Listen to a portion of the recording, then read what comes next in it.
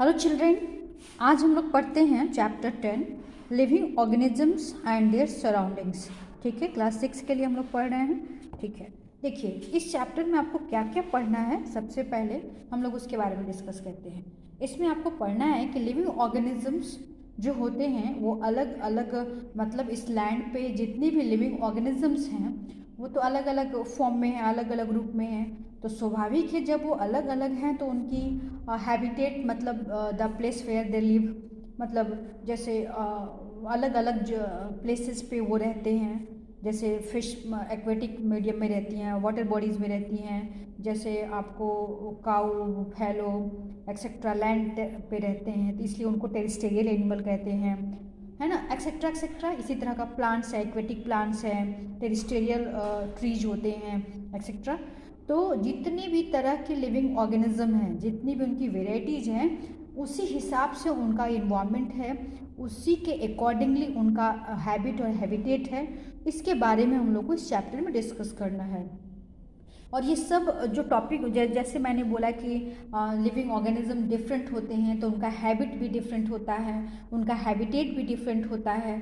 तो ये सब बातें हम लोग किस टॉपिक के तहत डिस्कस करने जा रहे हैं? एडप्टेशन।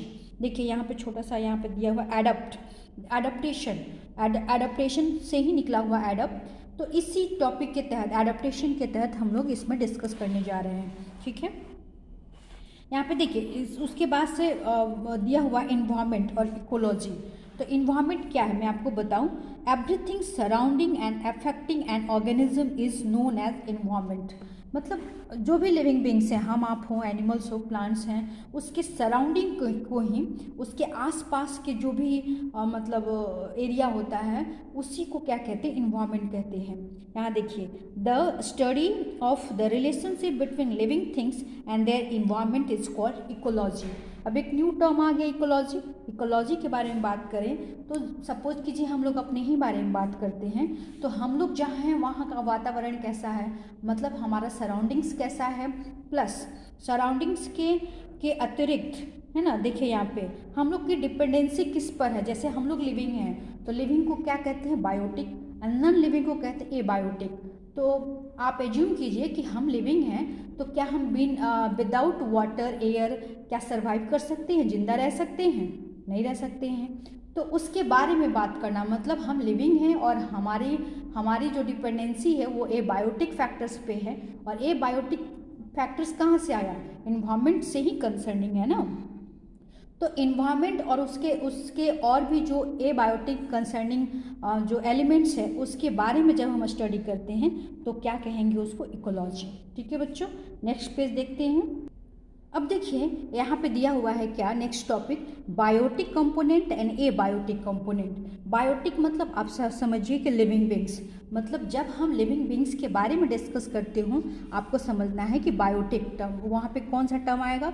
Biotic component. और कंपोनेंट मतलब किसका? इन्वायरमेंट का।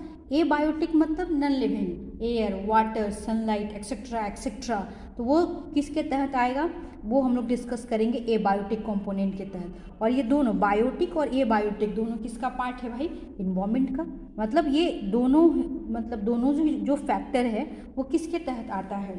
ये इकोलॉजी के तहत आता है।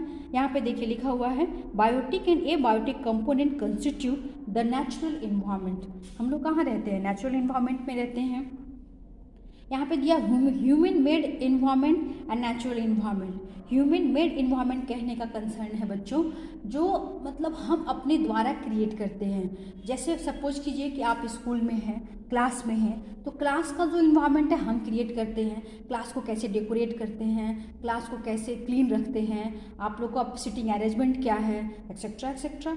तो ये इन्वायरमेंट हम क्रिएट करते हैं ना, हम लोग अपने हिसाब से अरेंज करते हैं, मैनेज करते हैं। तो इस तरह के इन्वायरमेंट को हम क्या कह सकते हैं?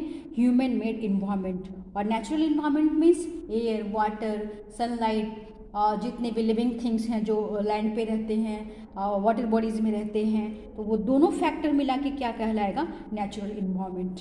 ठीक है, अब देखिए नेक्स्ट टॉपिक दिया हुआ आपके बुक में, biotic components and their interaction. तो इसमें हम लोग को क्या पढ़ना है, हम लोग को पढ़ना है कि बायोटिक मतलब लिविंग।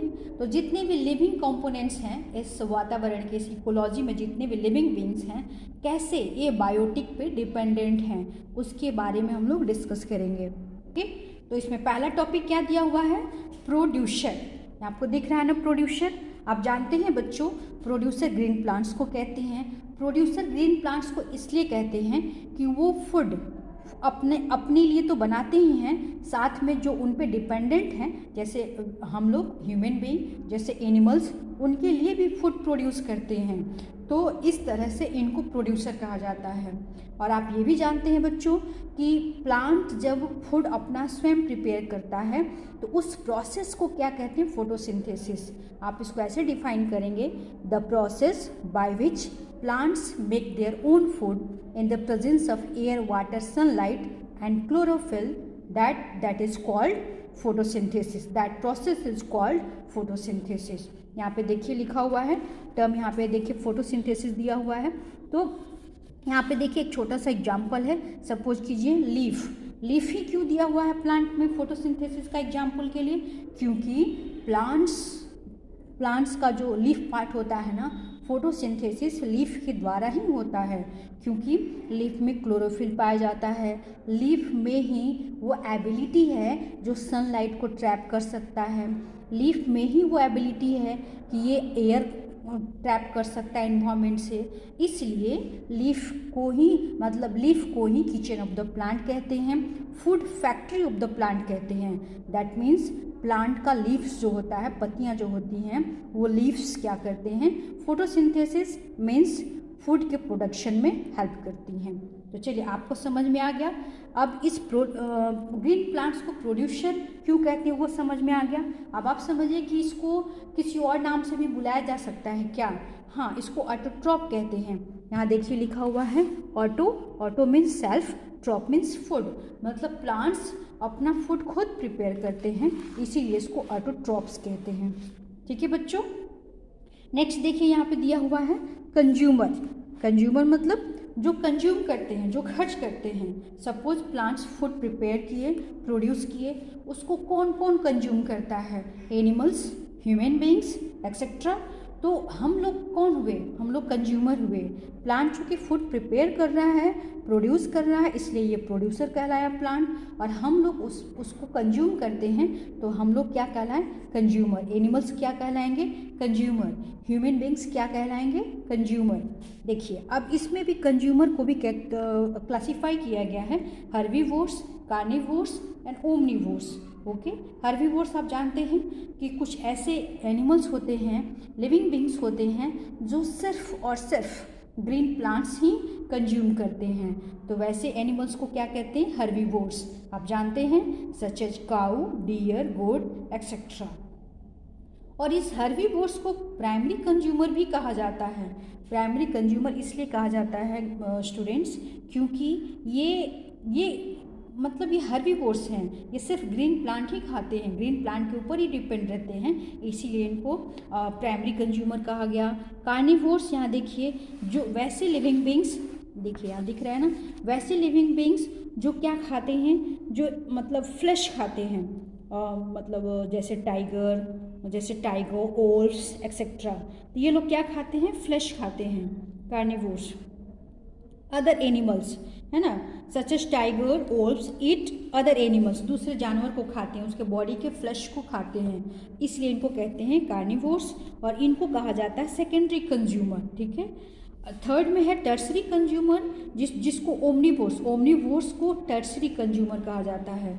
ओमनीवोर्स मतलब आपको पता है, जो हर्बीवोर्स तो हैं ही, साथ साथ कार्निवोर्स भी हैं, मतलब सब कुछ खा लेते हैं, तो उनको कहते हैं क्या, ओमनीवोर्स। अब एग्जाम्पल में देख लीजिए, सबसे पहले तो ह्यूमन बींग्स के बारे में दिया हुआ है, बियर्स, क्रोज एक्सेट्रा। ठीक है। तो इस ओमनीवोर्स को क्या कहते हैं, टर्सरी कंज्यूमर कहते हैं। ठीक है। तो आप समझे अभी तक कि प्रोड्यूसर किसे कहते हैं और कंज्यूमर किसे कहते हैं। अब देख लीजिए डिकम्पोजर के बारे में। डिकम्पोजर के बारे में मैं बता देती हूँ, इसको नेक्स्ट वीडियो में मैं बताती हूँ। ठीक है, वीडियो लंबा हो जाएगा। Thank you.